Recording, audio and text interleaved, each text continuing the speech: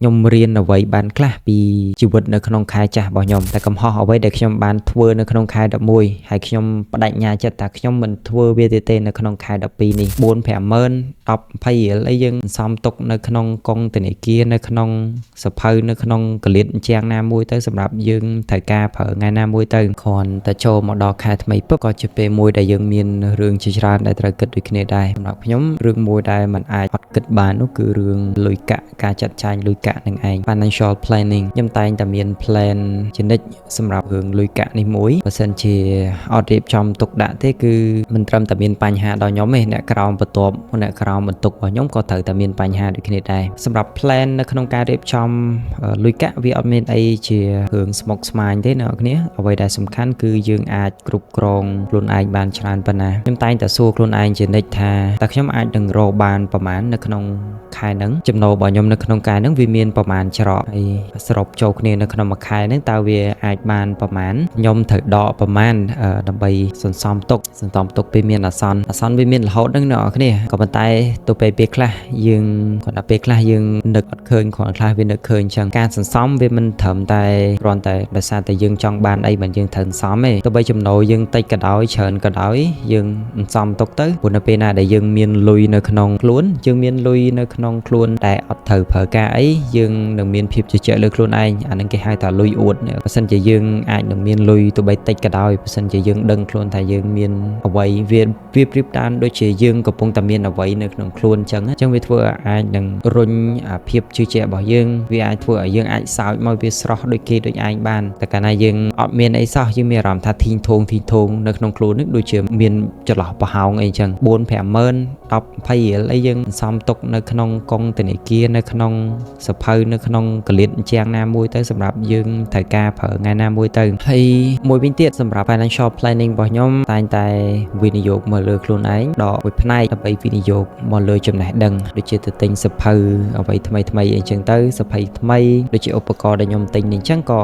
ចេញពីការចំណូលរបស់ខ្ញុំនៅក្នុងខែចាស់ដែរវា$68ដកចេញពីប្រាក់ខែយើងចំណូលរបស់យើងដែលយើងរកបានមកយើងដឹងថាយើងកំពុងតែដើរលើភ្លើហ្នឹងហើយយើងត្រូវតែអភិវឌ្ឍវាបន្ថែមទៀតអញ្ចឹងយើងដកផ្នែកខ្លះយើងអភិវឌ្ឍនៅលើវាទៅដើម្បីឲ្យការផលិតការធ្វើដំណើរជីវិតនៅក្នុងវិស័យហ្នឹងវារីកចម្រើនទៅមុខជាងទៀតថ្ងៃក្រោយទៅអាចនឹងថែមអ្វីតិចតួចដូចតែចាំមើលទៅអាចនឹងមានអ្វីថែមទៀតតិចតួចចេះតែមានរហូតចឹងហើយអ្នកនរគ្នាសរសេរចោះនៅគោលដៅនៃការចាយវាយរបស់យើងមួយផ្នែកទៅចំណីអាហារចឹងទៅមួយផ្នែកទៅការអភិវឌ្ឍខ្លួនឯងចឹងទៅមួយផ្នែកទៅការសន្សំទុកដាក់ទុកប្រើប្រាស់នៅថ្ងៃក្រោយចេញពីតពី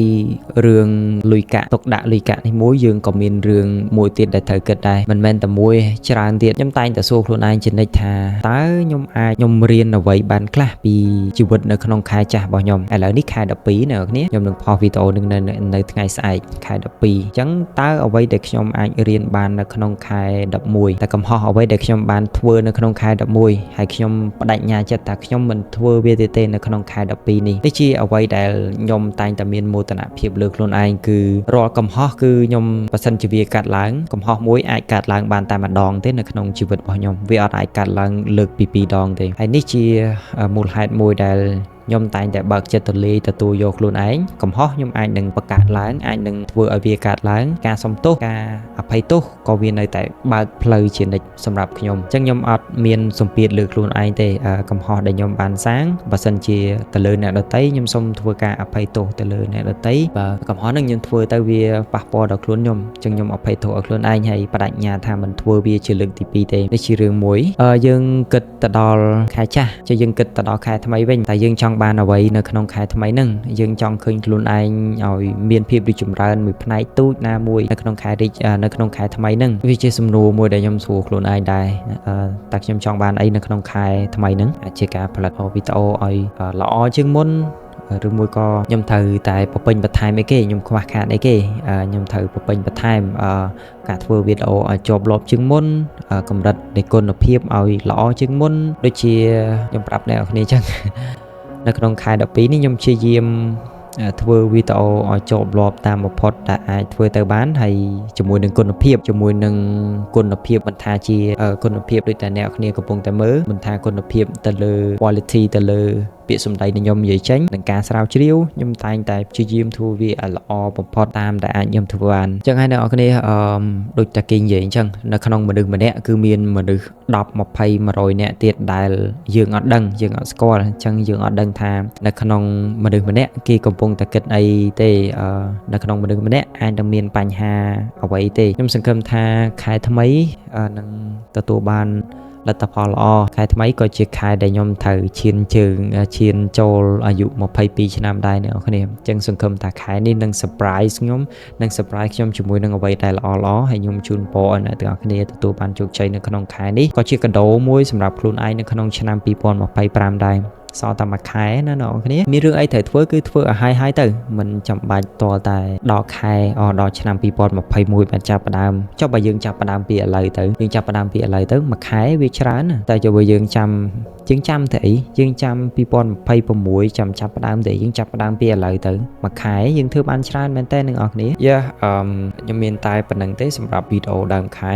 ក៏ជា achievement មួយដែរទូចមួយវីដេអូទូចមួយប៉ុន្តែវាជាការសម្រេចមួយអញ្ចឹងអ្នកនរគ្នាព្យាយាមសម្រាប់កិច្ចការទូចសម្រាប់ខ្លួនឯងឲ្យបានច្រើននៅពេលដែលមួយឆ្នាំ2ឆ្នាំ5ឆ្នាំយើងកលេចមកមើលថយក្រោយគឺវាមានច្រើនមែនតើវាបូកបញ្ចូលគ្នាទៅយើងវាច្រើនដូចជានៅក្នុងសភៅ Atomic Habits ដែលខ្ញុំអានដែលវាតកតងជាមួយនឹងទម្លាប់តូចដែលយើងធ្វើវាហើយនៅក្នុងនោះក៏គេលើកឧទាហរណ៍ដូចជាដុំព្រិលមួយនៅទ្វីបដូចជានៅទ្វីបតកនៅនេះដែលគេប្រៀបធៀបមុនដំបូងឡើយគឺក្របព្រិលទូចតែរួមផ្សំគ្នារាប់សតវត្សក៏ទៅคล้ายទៅជាទ្វីបមួយទ្វីបតកអញ្ចឹងអ្នកនរគ្នាកុំមើលងាយជាមួយនឹងទង្វើទូចលទ្ធផលទូចដែលយើងធ្វើជាប្រចាំថ្ងៃប្រចាំសប្តាហ៍ប្រចាំខែហើយបោកចូលគ្នាជាឆ្នាំទៅគឺវាច្រើនមែនតើ